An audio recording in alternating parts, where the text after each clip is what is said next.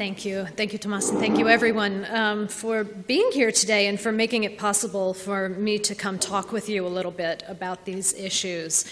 The talk that I'm going to give today is an overview of some work that I've been doing over the course of the last decade, which is to say that being an overview, it's somewhat long on polemic and generalization and a little bit shorter on detail. So I would be happy to tease out any of the detail that you're interested in the discussion afterward. I should also note that the work that I've been doing is very much focused on the U.S. context and to a lesser extent the UK context. As you all know quite well, the German university system is quite different and has very different pressures that are brought to bear on it. And so some of the issues that I talk about will be of use in thinking about those pressures, others less so. And I would love to talk about some of those differences in the Q&A as well. And finally, I also want to note that the issues that I'm focused here are problems that are particular to the fields in the U.S. context within the humanities that are primarily book-based, where the bulk of the scholarly work and the major thought gets done in the form of the book. Though I think, again, that there are some relationships that can be drawn to other forms of scholarly communication, the journal article and the edited volume and so forth, that are dominant in other areas of the academy more broadly. But the talk begins with two epigraphs, the first of which comes from Cass Sunstein's Infotopia. In many cases, traditions last not because they are excellent, but because influential people are averse to change and because of the sheer burdens of transition to a better state. And the second quote from Lindsay Waters, there is no way to stop the the shakeup of the university press system from happening. It has already begun. So while the work that I'm here to talk about with you today has all along been very much future-oriented, really thinking about what scholarly publishing is becoming, and therefore focused on these changes that are taking root across the academy, I nonetheless begin in the past, in no small part because certain aspects of the ways that scholars in the US have traditionally worked, and particularly in the humanities, seem to be becoming obsolete. But when I say this, when I say that these ways of working are becoming obsolete, I do not mean at all to imply that we are facing the death of the book, for instance. Only that certain aspects of our reliance on the book as a primary mode of communication within scholarly circles might not be serving us quite as well as they once have. In fact, the argument that I made in my first book, which was entitled The Anxiety of Obsolescence, the American Novel in the Age of Television. And this argument was precisely that the so-called death of the novel, which was getting a lot of play then and which has recently begun to resurface in articles in the US again, that this wasn't at all based in material fact, but was instead an ideological claim designed to ensure the novel's continuance. And I think this continues to be true. You know, neither the novel in general, nor the book more broadly, nor even print is anything like a dying form. But claims of this demise are often used as a means of creating what I like to think of as a kind of cultural wildlife preserve, right? A protected space within which a form that is apparently under threat from predatory forms of newer media can flourish.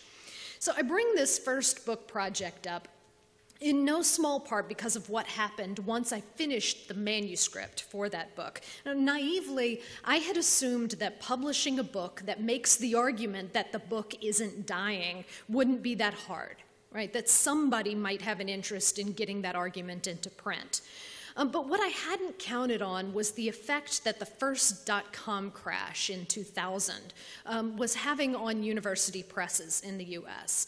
I mean, it took me nearly a year to find a press that was willing to consider publishing the project at all, as press after press told me how much they liked it, but that they just couldn't afford to take it on. Finally, though, I found a willing press, and in December 2003, after the manuscript had been under review by that press for 10 months, I received an email message from the editor. The news that I got, unfortunately, was not good. The press was declining to publish the book. But the note, which was as encouraging as a rejection letter can ever be, stressed that insofar as fault could be attributed, it lay not with the manuscript, but with the climate. The press had received 2 enthusiastically positive readers' reports, and the editor was similarly supportive of the project, but the marketing department had overruled him on the editorial board, declaring that the book posed too much financial risk to pursue in the current economy. Now, this particular cause for rejection prompted 2 immediate responses, one of which was most clearly articulated by my mother, who said, "What, they were planning on making money off of your book?" Now, the fact is they were, right? Not much, perhaps, but that the press involved needed the book to make money, right? At least enough to return its costs, and that it doubted that it would, highlights one of the most significant problems facing academic publishing today, which is an utterly insupportable economic model.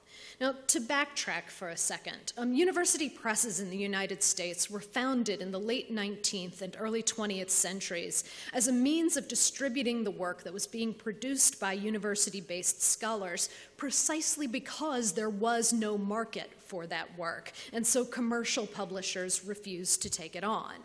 In order to get scholars' work into circulation, universities had to take on the responsibility for reproducing and circulating it, often giving it away for free to other universities' libraries in exchange for similar work being produced at those institutions.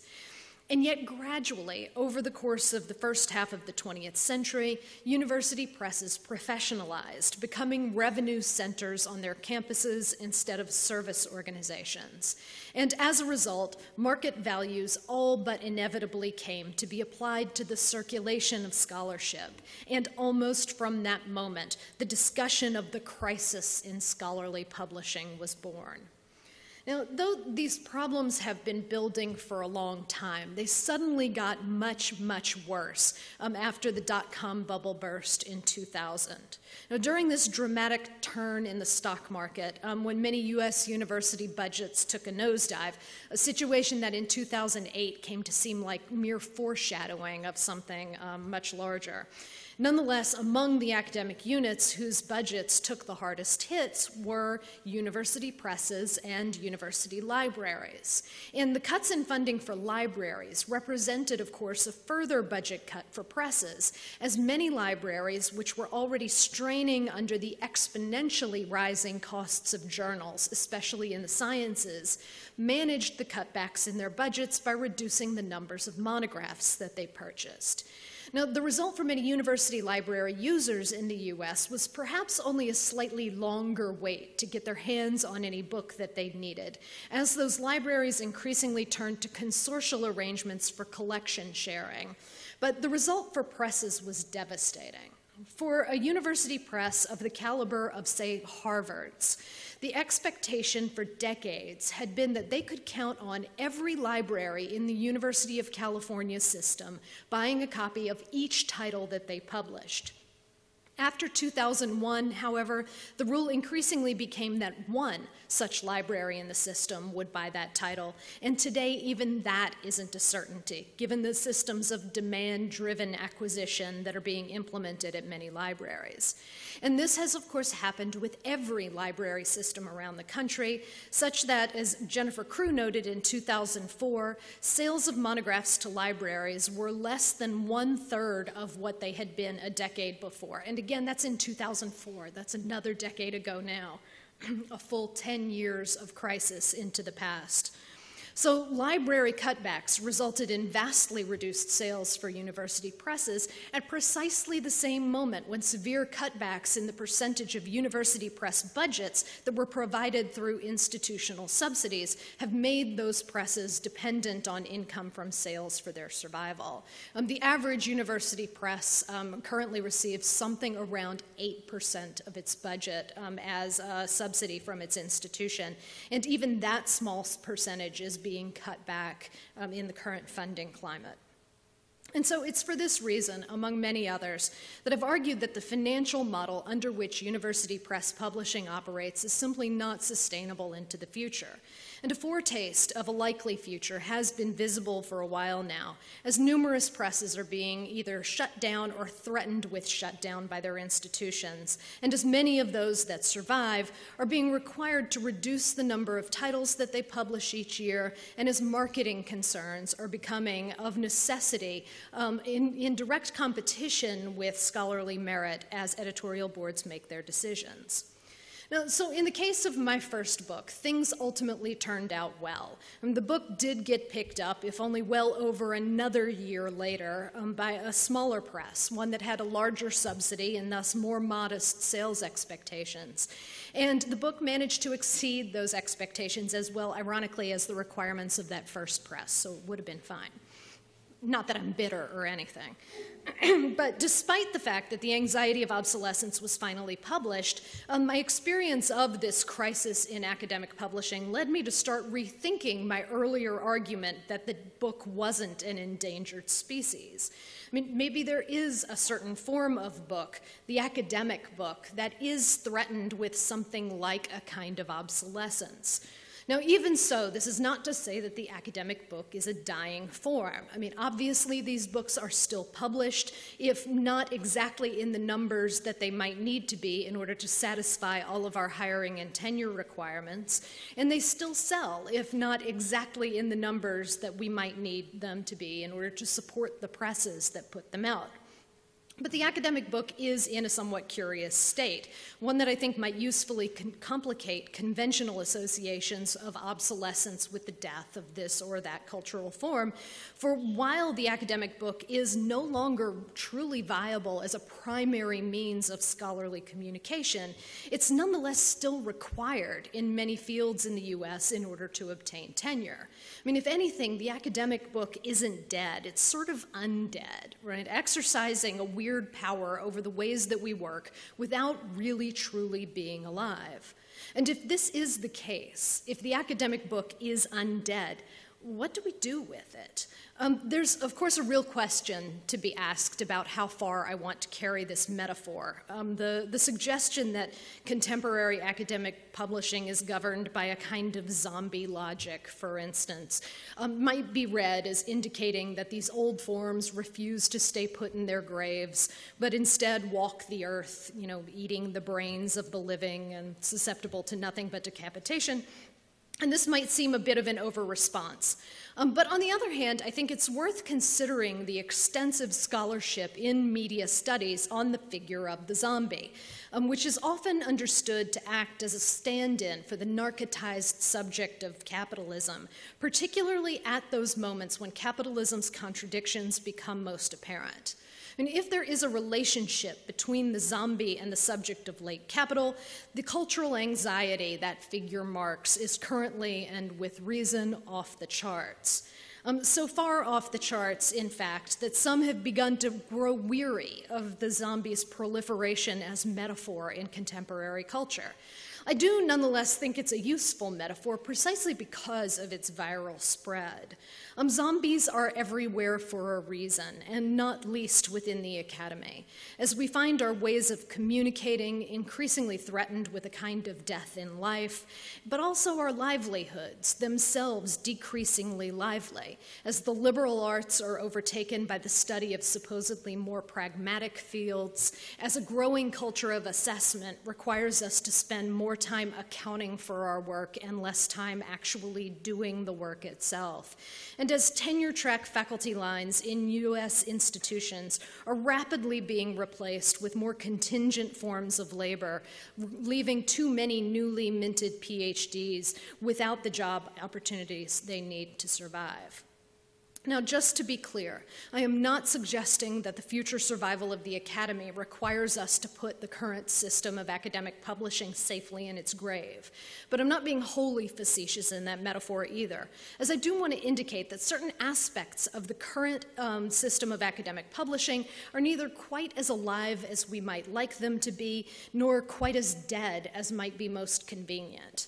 I mean, it's quite likely that we could actually get along just fine, for the most part, with the undead of academic publishing, as studies of radio and the vinyl LP indicate that obsolete media forms have always gone on to productive afterlives. But one difference between those cases and the case of the academic book, of course, is that it isn't being driven out of the marketplace by a newer form, right? In fact, we don't yet have a good replacement for the work that the book has long done. So it's important for us to consider what the book is and isn't doing for us, the ways that it remains vibrant and vital as a mode of scholarly communication, and the ways that it has become undead, haunting the living from beyond the grave. But a few distinctions are necessary first. The obsolescence that's faced by the academic book is not primarily material, right, any more than is the obsolescence of the novel. I mean, a radical shift to all digital delivery would by itself do nothing to revive the form.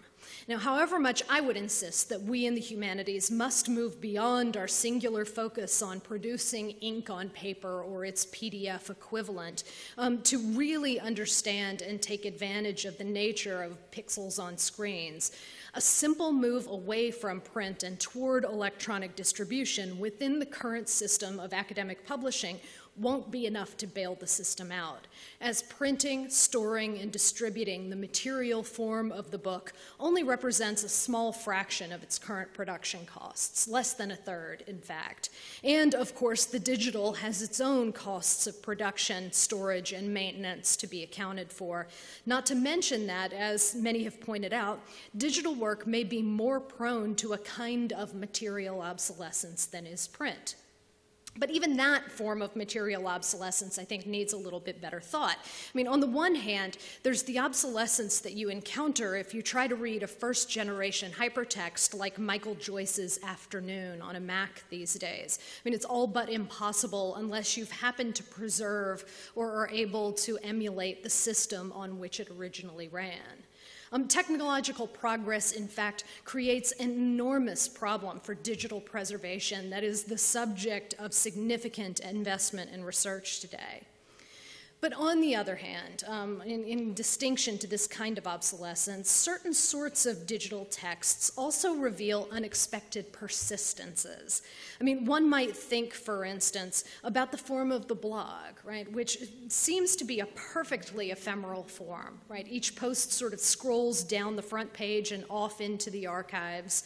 And yet, the apparent ephemerality of the blog bears within it a surprising durability, right? Thanks to the technologies of searching, filtering, and archiving that have developed across the web, as well as to the kinds of networked conversations that keep those archives in play.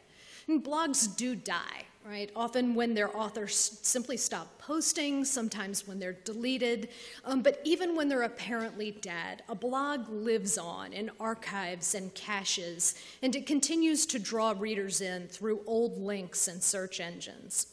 A form of obsolescence may be engineered into the blog's architecture, but this ephemerality is misleading. Our interactions with blogs keep them alive long after they've apparently died. Now, I want to hold up alongside the interactions that are produced by and around blogs the state of the academic book, which I would argue faces an obsolescence that is not primarily material, but instead institutional, right, arising from the environment in which that book is produced.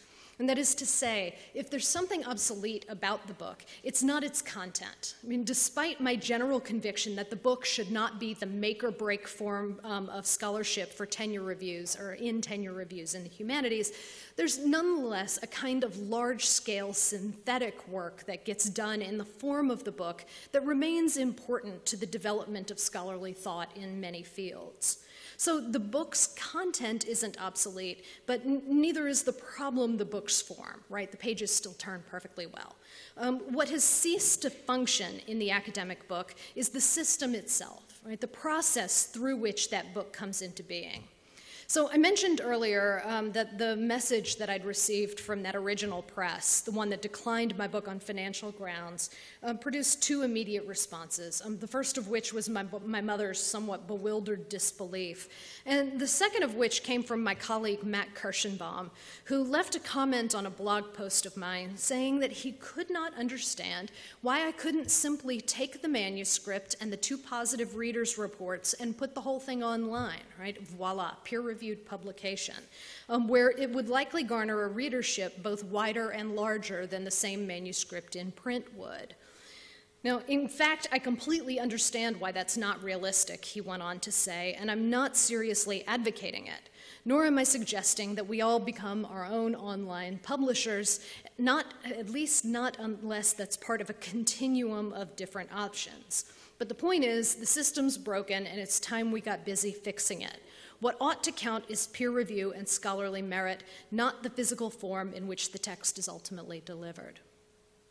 Now, this exchange with Matt and a number of other conversations that I had in the ensuing months persuaded me to stop thinking about scholarly publishing as this system out there, right, that would sort of magically bring my work into being, and instead approach it as the object of that work, really thinking seriously about both the institutional models and the material forms through which scholarship might best circulate today.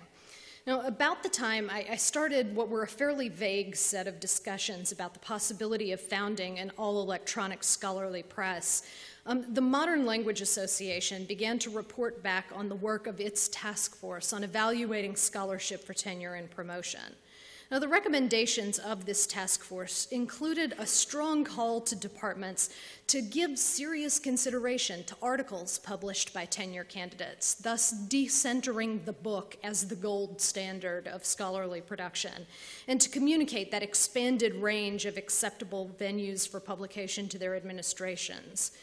The task force also urged those departments to acknowledge that scholarship of many different varieties was taking place online and to evaluate that scholarship without media-related bias. Now, neither of these recommendations, and these are just two of among 10 recommendations that the task force came out with, and neither of them seems particularly revolutionary, right? Count articles that get published in peer-reviewed journals doesn't seem like that much of a shock, and yet there was nonetheless a significant degree of easier said than done in the responses that came to this task force report, and for no small reason. I mean, these things that seem so small, in effect, actually called for a substantive rethinking, not just of the processes through which the U.S. Academy tenures its faculty, but also the ways that those faculty do their work, right? How they communicate their work and how that work gets read, both inside and outside the academy. And this kind of change cannot simply be technological, right? It has to, at its root, be social and institutional in origin. And that kind of social and institutional change became the focus of two projects that I started working on at this point, both of which were really aimed at creating the kinds of change that I think are necessary for the survival of scholarly communication in the humanities for the decades to come. Now, the first of these projects is Media Commons, which is a digital scholarly community really focused on the field of media studies, which my colleague Avi Santo and I co-founded with support from the Institute for the Future of the Book, the National Endowment for the Humanities, Office of Digital Humanities in the US, and the NYU Digital Library Technology Services Group. Now, Media Commons has worked over the last 8 years, I realized that this morning, 8 years have flown by, to become a space in which the multiplicity of conversations that are going on in and around media studies online can be brought together, right, through a range of projects that experiment with the form, the weight, and the time signature of scholarly communication. Now, the longest running of these projects is In Media Res, which asks 5 scholars a week to comment briefly on some up-to-the-minute media text as a means of opening discussion about the issues that it presents for media scholars, students, practitioners, and activists. Similarly, The New Everyday brings together clusters of scholars who are working on particular issues together in dialogue. The project is an experiment in what we think of as middle state publishing. I mean, really focusing on articles that are more formal than blog posts, but not yet as fixed as the journal article. Alt Academy similarly remediates the edited volume and journal as a sort of space for lengthier discussion about a particular issue that can then evolve and be added to over time. And Media Commons Press publishes longer texts for open discussion. And some of these open texts are moving through the digital phase on their way to a primary life in print, such as the experiments in open review that we conducted on behalf of Shakespeare Quarterly, or the serialization of Jason Mattel's book, Complex TV, which has just been released in revised print form by NYU Press. But others of the projects that we've held discussions about are really meant to have a primary digital existence. But I think the crucial importance of Media Commons for me has always been the social connection that it attempts to build among scholars in the field. I mean, getting those scholars into communication with one another, really discussing and possibly collaborating on future projects. And so to that end, the core of the platform is really a peer network that enables scholars to use their profiles to gather together the writing that they're doing across the web and provide citations for offline work, creating a kind of digital portfolio that provides a snapshot of their scholarly identities. Now, working on this project it launched 8 years ago. It's been closer to 10, including its gestation period. Over that decade, it's taught me several things that I sort of knew already, but had never really fully internalized. One of which is that any software development project will inevitably take far longer than you could possibly predict at the outset. And the second and really more important thing that I learned is that no matter how slowly software development moves, the rate of change within the academy is positively glacial by comparison. And it was my need to advocate for change that led to the other project, Planned Obsolescence, which is the one that I'm mostly talking about today. So there have been lots of publications that preceded Planned Obsolescence that were arguing for the need for new systems and practices in scholarly publishing, including, just to name two of them, John Walensky's The Access Principle and Christine Borgman's Scholarship in the Digital Age, both absolutely crucial projects in thinking about what the humanities could become. But nonetheless, the arguments of books like these too often really seemed not to account for the fundamentally conservative nature of academic institutions in the US and of the academics that comprise them. I mean, in the main, we are extraordinarily resistant to changes in our ways of working. I mean, it's not for no reason that a senior colleague of mine at my former institution once joked to me that our institution's motto could well have been, "We have never done it that way before." Or as Donald Hall has put it, scholars really often resist applying the critical skills that we bring to our subject matter to an examination of the textuality of our own profession, its scripts, values, biases, and behavioral norms. And this kind of self-criticism, I mean, it's understandable why it's something that we resist, right? It's a risky endeavor. And those of us who've been privileged enough to succeed within the existing system are often the least likely to undertake that criticism, being either reluctant to bite the hand that feeds us or actually feeling like the system has served us well, right? So changing our technologies, I mean, changing the ways that we do research, changing our modes of production and distribution of the results of that research, I mean, all of these may well be crucial to the continued vitality of the academy, and yet none of those changes can possibly come about unless there's first a profound change in the ways of thinking of researchers themselves. I mean, until researchers genuinely believe that publishing on the web is just as valuable as publishing in print, and even more importantly, until those researchers believe that their institutions believe that too, few of them will be willing to risk their careers on a new way of working, with the result of that new way of working remains marginal, undervalued, and risky. So what I've been interested in then is not just the set of technological changes that many believe are necessary to allow academic publishing to thrive into the future, but also the social, intellectual, and institutional changes that are necessary to pave the way for those technologies to do their work. I mean, in order for new modes of communication to become broadly accepted within the academy, scholars and their institutions must take a fresh look at the mission of the university, the goals of scholarly publishing, and the processes through which those scholars conduct their work. And we must collectively consider what new technologies have to offer us, not just in terms of reducing the cost of publishing or of increasing access to publications, though both of these are enormous issues that deserve far more exploration and consideration than they've received. But instead, I think we need to consider the ways that the new technologies with which we are in daily, intimate interaction will change the ways that we do our research, and that they'll change the ways that we write, and they'll change the ways that we review. And it's the structures of peer review that I've argued that we actually need to begin with, even though it comes last in that process. Not least because over the course of developing Media Commons, in the dozens of meetings and conferences and panel discussions that we participated in over those years, every single conversation came back again and again to the question of peer review. And no wonder, I suppose, right? Concerns about peer review are quite understandable given that it is in some sense the sine qua non of the academy. We use it in almost every aspect of the work that we do, from hiring decisions through promotion and tenure reviews, in both internal and external grant and fellowship competitions, and of course in publishing.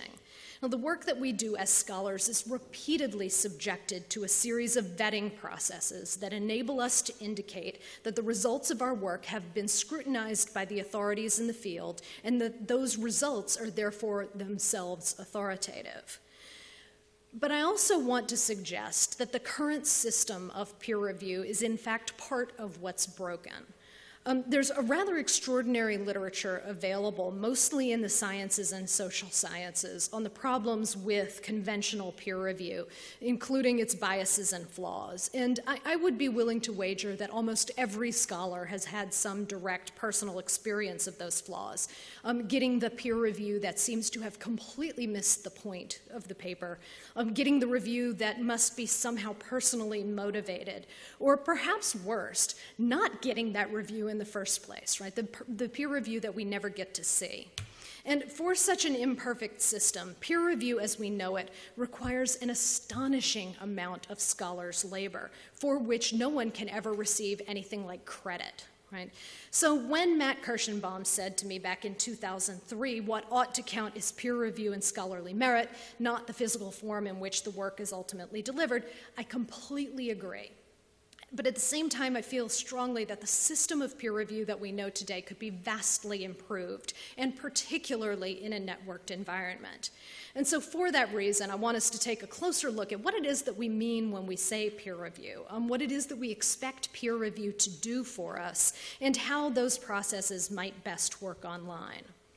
And that last bit, how these processes might best work online, is in fact crucial. I think one of the problems facing us is that using our current model of peer review in digital publishing represents a fundamental misalignment between the net native means through which authority is determined online and what Mario Biagioli has referred to as the disciplinary technology of peer review, which is a decidedly Foucauldian form of self-policing that regulates knowledge through discipline.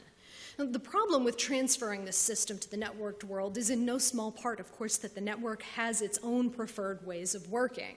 The placement, for instance, of conventional peer review prior to selection for publication in the traditional print-based process indicates that it serves primarily a gatekeeping function, right? One that allows certain kinds of discourse to thrive while excluding other ideas from the realm of the thinkable.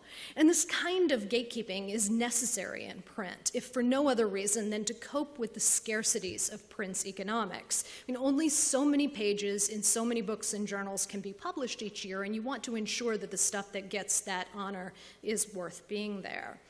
In the digital, however, this particular kind of scarcity is over, right? Because anyone can publish anything online.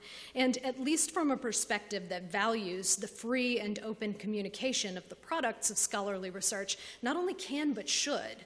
Right? We face instead an extraordinary plenitude. And for that reason, I argue that what digital scholarly publishing must develop is not a means of applying the current system of peer review to new modes of online work in order to create a kind of artificial scarcity, but instead we should be focused on creating a net native system that enables us to cope with abundance. Right? As it is, increasing numbers of scholars are either self-publishing their work via their blogs, or they're forming new online publishing networks like Media Commons, and in many cases, these kinds of openly distributed publications are having a far greater impact on the scholarly community than their traditional peer-reviewed publications are. I mean, it's certainly true in my case. In all of my first citations, my lecture invitations, other forms of public recognition, they all stemmed not from my journal articles or from my book, but from the work that I was doing on my blog. Now, of course, these new modes of publishing nonetheless demand some kind of assessment. I mean, even if that assessment comes after the fact. And for that reason, peer review online might fruitfully include an open post-publication means of review that doesn't determine whether a text should be published, right? After all, this stuff is all already out there, but rather measures how it has been and how it should be received, what its place in the ecosystem of scholarly communication is, and what kinds of responses it has provoked. Now, a system like this would wind up shifting the center of gravity of peer review for online scholarship from regulation to communication, transforming review into a mechanism for facilitating greater exchanges amongst peers, and not at all incidentally, a system in which the work of reviewing itself becomes visible as work, and the reviews likewise become part of the scholarly record. So what I argue is that we need to develop a system of peer-to-peer review, one that takes advantage of networked publishing's capacity for discussion and dialogue, as well as of what Michael Jensen has referred to as the new metrics of scholarly authority. Now, in this category, he includes lots of countable things like hits and downloads, of course, but also more qualitative measures like comments and inbound links, which reveal how web-based texts get used in order to provide a post-publication mode of filtering the wealth of content that should be made available via networked publishing. And after all, when I said that scarcity was over a little while ago, it was leaving out one significant issue, right? Scarcity does linger quite significantly in internet-based communication. It's just that for the most part, what has become scarce is time and attention, rather than the materials of production. So what internet-based scholarly publishing requires is less gatekeepers than filters. It's systems that allow a community of scholars working with and responding to one another to set and maintain their own standards, and then to guide one another to the best work that's being produced in their fields. So, Planned Obsolescence came out in print from NYU Press in 2011, but because so much of it was about this open post-publication review process, in order to at least put my metaphorical money where my mouth was, I put the entire draft manuscript online for open review in 2009. Now, the process that we developed for this wasn't perfect, but it was engaging, and it produced some really interesting results. I was able to discuss the text at a much earlier stage in its development than I would have been otherwise, and I had reviewers who were discussing the text with one another, I mean, really at times disagreeing on points of assessment in ways that were useful to me. I also know a lot about the text that I wouldn't have known otherwise. I mean, for instance, I know that in the first 9 months after the project launched, it had over 31,000 page loads, over 12,000 unique visitors came by for the first time, and more than 3,300 of them came back repeatedly. 44 unique commenters left a total of 295 comments, and the project was written about and linked to in more than 20 different venues during that same 9-month period, including a review article in a scholarly journal. Right? The book wasn't even out yet, and there was already this review article. It was also taught during that same 9-month period in at least 4 graduate seminars and 1 undergraduate seminar that I know about. And you know, the numbers part of me wants to place that alongside the fact that the average scholarly press monograph in the humanities sells well fewer than 400 copies over its lifetime. Now, I want to acknowledge that numbers are not everything, right? But they're still significant, particularly when coupled with the ability to see the reception of a text in action. Now, it must be acknowledged that an online review process like this one produces some complications, not least for our notion of what publication is and what purposes it serves.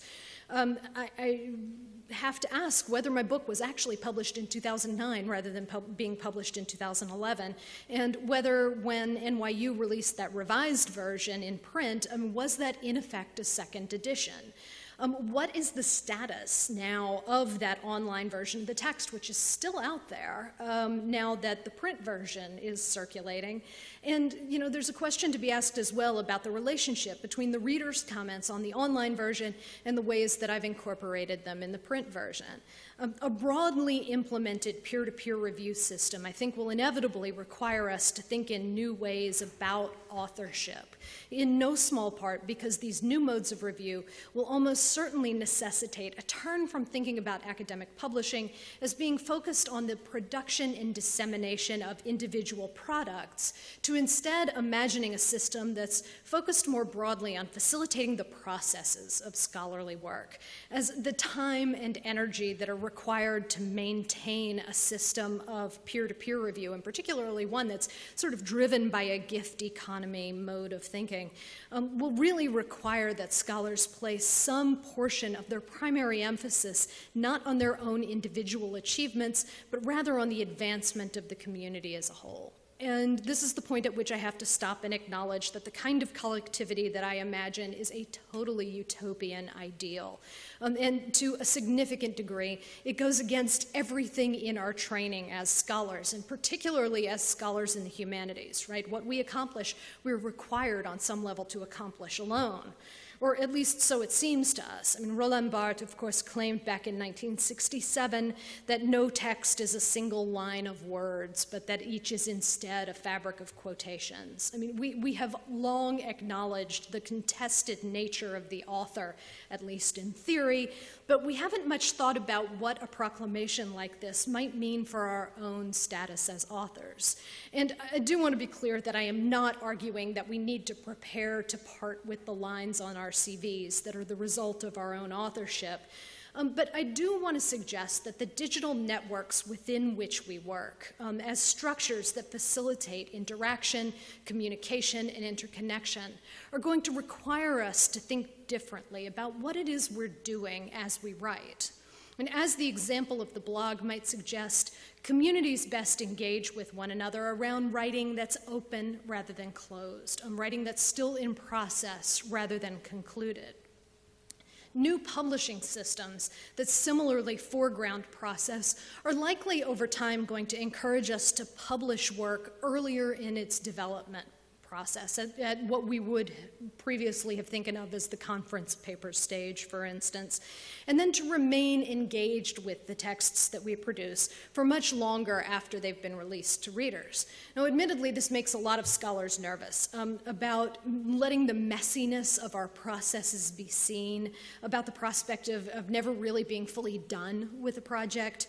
But it's, of course, worth considering why we're doing this work in the first place. I mean, to the degree that scholarship is about participating in an exchange of ideas with one's peers, new networked publishing structures can facilitate that interaction, but they'll do so best if the discussion is open-ended. Now, this foregrounding of process, however, may also likely require authors to be prepared to relinquish a certain degree of control over their texts, letting go of the illusion that their work springs wholly from the individual intelligence, and instead acknowledging the ways that scholarship, I mean, even in those fields in which sole authorship is the norm, has nonetheless always been collaborative. The kinds of conversational structures of the web will inevitably intensify collaborative relationships and will sometimes even lead to new co-authoring relationships, though they need not always. But it is clear that we need to develop new sorts of citational practices that will acknowledge the participation of our peers in helping us produce the work that we're producing. Along the way, I also think we're going to need to think a bit differently about the nature of originality in scholarly production, recognizing that in this kind of networked environment in which more and more discourse is available, some of the most important work that we do as scholars may more closely resemble contemporary editorial or even curatorial practices, sort of bringing together and highlighting and remixing significant ideas in existing texts. We need to find ways for these new modes of authorship, modes that are process-centered, that are collaborative, that are remix-oriented, to count within our systems of evaluation. So there are many other changes like these that I argue will be required throughout the entire academic community if new publishing practices of these sorts are to take root. Publishers, for instance, will have to think very differently about their business models, which may need to focus more on services and less on objects. They'll need to think differently about their editorial practices, which may require a greater investment in the development of projects from an early stage. And they'll need to think differently about the structures of texts, which may become less linear and will undoubtedly become less uniformly textual. They'll also need to think in concert with libraries about ways to ensure that the texts that they're producing are discoverable and accessible, that preservation is a key focus of their systems of production, and that projects can degrade gracefully when necessary. And universities, in the broadest sense, will need to rethink the relationship between the library, the university press, the Information Technology Center, and the academic units within the institution, really reimagining the funding model under which publishing operates and remembering the original institutional purposes that publishing, university publishing in particular, was invented to serve. But also, and I think really crucially, reimagining the relationship between the academic institution and the surrounding culture. As new systems of networked knowledge production become increasingly prevalent online, the university and the scholars that comprise it need to find ways to adapt those online systems to our needs, or we run the risk of becoming increasingly irrelevant to the ways that contemporary culture produces and communicates authority online. So in the end, what we in the academy face, what is less a material obsolescence than an institutional one. I mean, we find ourselves caught in some really seriously entrenched systems that might not be serving our needs as well as they should. But because, we are our institutions by and large, I think one of the greatest challenges that we face is not that obsolescence, but our response to it. And like the novelists that I studied in my first book, who really feel their cultural centrality threatened by the rise of newer media forms. I mean, we scholars can shore up the boundaries between ourselves and the open spaces of intellectual exchange on the internet. I mean, we can extol the virtues of the ways that things have always been done, and we can bemoan our marginalization in a culture that continues marching forward into the digital future. And in so doing, I think we can further undermine our influence on the main threads of intellectual discussion in contemporary public life. I mean, we can build supports for an undead system, and we can continue watching the profession itself become undead. Or we can work to change the ways that we communicate and the systems through which we attribute value to that communication, really opening ourselves to the possibility that new modes of publishing might enable not just more texts, but better texts. I mean, not just an invasion of obsolescence, but an actual new life for scholarship. And the point, finally, is not whether any one particular technology can provide a viable future, but whether scholars themselves have the institutional will to commit to the development of the systems that will make such a technology viable and keep it and our institutions viable into the future. Thank you very much.